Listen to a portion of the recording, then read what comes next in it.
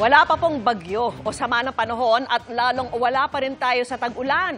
Pero ilang lugar sa bansa ang nakaranas ng mga pag-uulan at may mga naitala pang landslide. Yan po ang tinutukan ni Tina Panganiban Perez.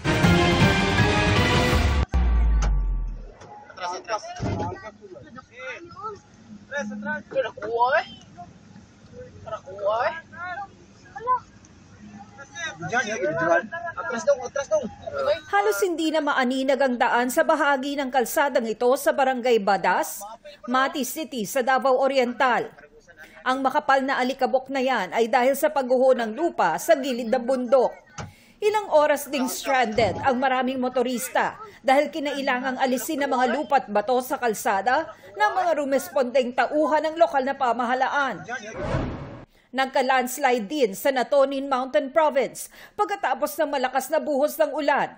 Nasira ang isang kamalig at halos ma-wash out ang taniman ng palay na malapit na sanang anihin. Kasabay naman ng malakas na ulan ang sunod-sunod na kulog at kidlat sa Samal, Bataan. Halos isang linggo nang nararanasan sa lugar ang mga pag-uulan.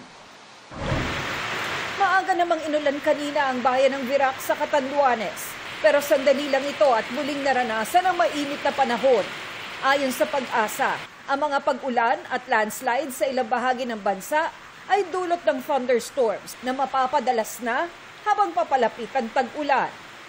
Para sa GMA Integrated News, Tina Panganiban Perez, nakatutok 24 oras.